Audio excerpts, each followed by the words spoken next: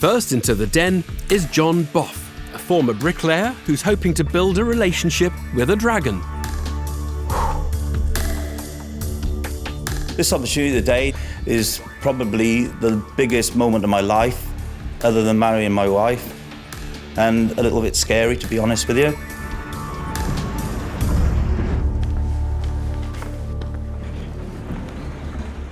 Hello Dragons, my name is John Boff and I'm the proud owner of the adjustable mortarboard.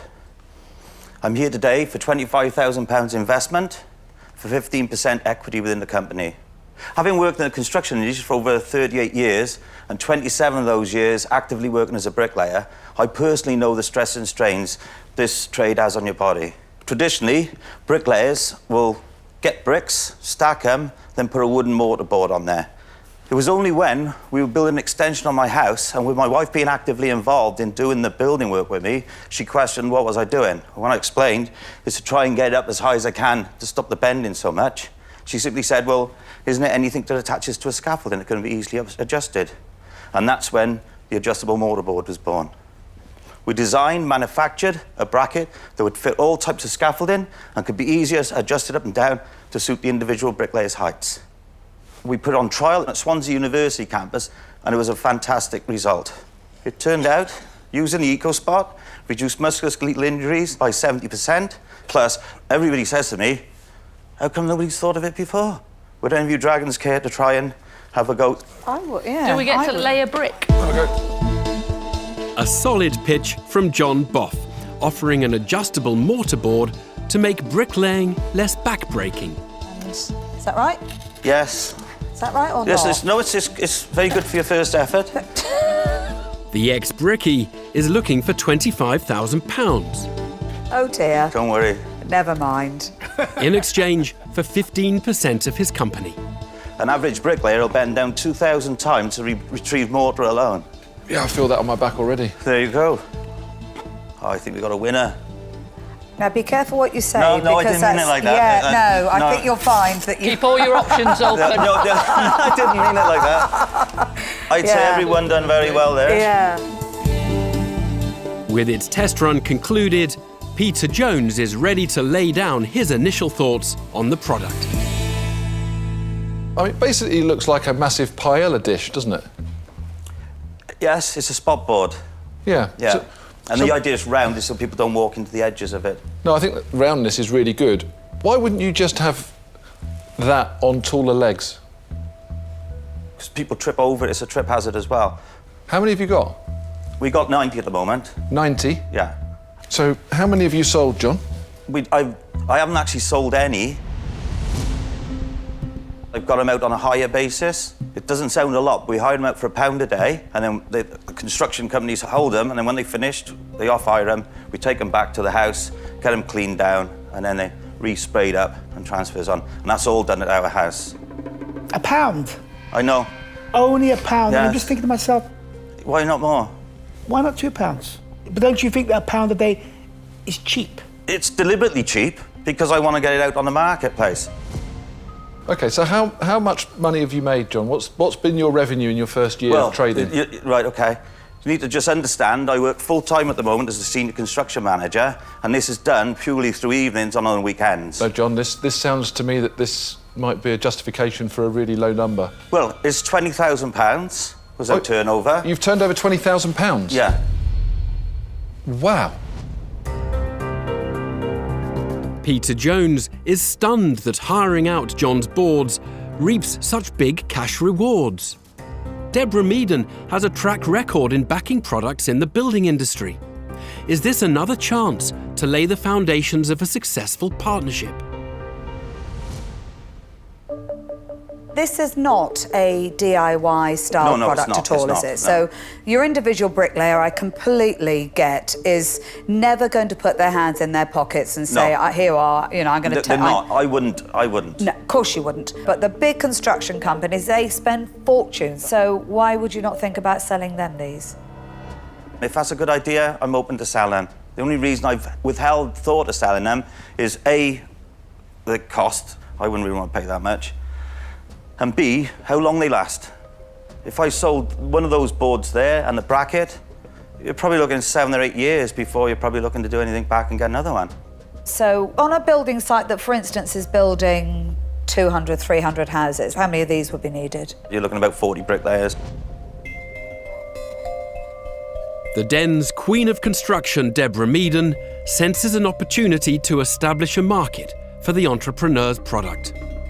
Now, Tej Lalvani wants to know if John's protected his potentially groundbreaking invention. I'd like to find out, have you got a patent on this? The design's registered for an adjustable mortarboard. So you haven't got a patent? But the design's patent is registered, yes. So the design registration, as you know, doesn't really cover it. Someone else could come with a different type of base. They could come instead of a tripod, 4-leg base. It's an adjustable, it's designed for the adjustable mortarboard. So someone could make an adjustable one, but just look different, and they could bypass your design registration? Not under my understanding, I might be misunderstood. Yeah, a patent my can understanding protect... was I've registered the design of an adjustable mortarboard, and they've taken, so in the patent is the board itself being adjusted, and that's what we've got protected. Yeah, I think... In my understanding. Yeah. I think you're not as protected as you probably think. Right. And I share Tej's concerns.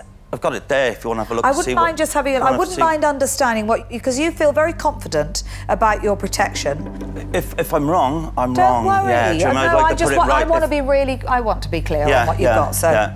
You're the expert. Lack of a concrete patent could be a deal breaker in the Den. But while John awaits his fate on the paperwork, Peter Jones has a confession. When you first came in and demonstrated this, I almost thought it was bizarre and it was going to be a bit of fun. I can't believe I'm about to say this, but it clearly does, it works. My personal sense about all of this is that this idea and concept lives or dies by the protection you believe you've got. If you have a patent that gives you full protection on that, this could change the construction industry forever. I think you could have a highly valuable business. So I'm going to sit quietly and just listen to Deborah's verdict. Okay.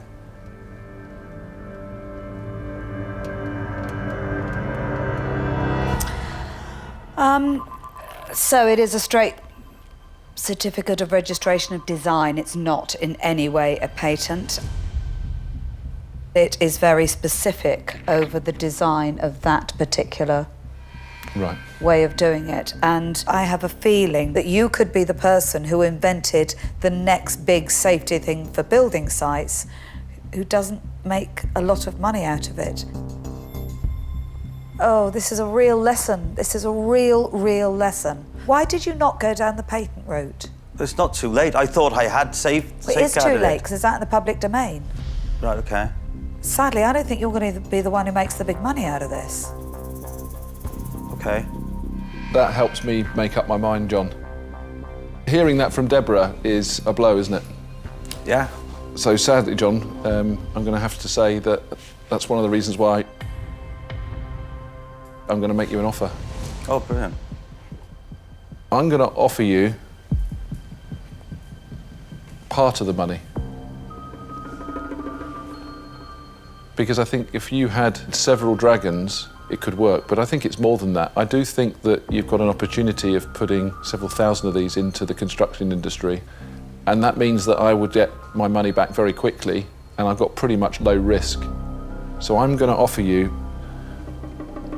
£5,000 of your 25 that you need for 7.5% of your business. Peter Jones rescues the pitch from near disaster, proposing a split deal. But John needs the rest of the dragons to match his £5,000 bid to make it work. Will Tuka Suleiman help engineer a deal? John, I think you need a break, because you're good.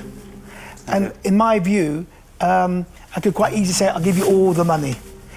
But I would join with Peter. I'd also put up £5,000 for 7.5%. Tuka Suleiman matches Peter Jones's offer. The investment is coming together with £10,000 of the £25,000 John needs. But will the remaining 3 dragons be in the mood to indulge in some constructive capitalism. John, I too could offer the whole money and would kind of love that as well. But I think there's something really powerful about putting more dragons behind this for everything that they bring. So I will join the Merit team of dragons and offer you £5,000 for 7.5%. Thank you. Hi, John. Hi. I think that you'd be a delight to work with. Your passion, energy, you believe in this product, and I think that's a great sign. I'd like to make you an offer too. I'd like to offer you £5,000 for 7.5%. Thank you. With 4 equal bids, John just needs Deborah Meaden to complete the dream team of 5 dragons. But is she willing to make it a full house? I sometimes think the power of more dragons is very, very powerful. But in this instance, I don't. You need to speak to the people who make decisions all day, every day on those sites about how they're going to run them. I have businesses that are in there with products on test right now, all of the big builders. Right.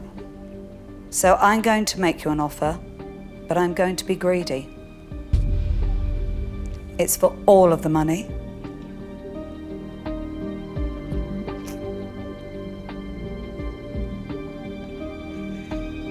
And I want 35% of the business. Deborah Meaden wrecks the plan for a 5-dragon deal by going it alone and undercutting her rivals. It's put John in a tricky spot. He's got a rock-solid individual offer, but the joint proposal's falling apart. At the moment, I've got 2 offers as far as I understand, but it's clearly not working because the rest don't add up to the money. So John, as we don't have a complete team of dragons wanting to share this, I propose that we split this now between 4 dragons. Yes, I would. I would, yeah. Yeah. Why do you want more? Well, to have 1 is fantastic, just to thank you all very much to start with, OK? So to have more is like everybody's dream if they come into the day. But it isn't, is it? That's my point. Yeah, yeah. I'm worried now. No, don't be worried. Go and talk to the wall. I don't want to sway you. I'm just interested I've got no to interest know. in talking to the wall. John's seen enough brick walls and prefers to make a tough decision while looking the dragons in the eye. Will he opt for the power of 4 investors or just 1 that's well connected in the building trade? I'm really torn here, really, so you all know. This isn't like, oh, it's an easy decision, and it's a life-changing decision as far as I'm concerned. It's not done lightly. You know, I respect every single dragon that's in here, and I'd be foolish not to.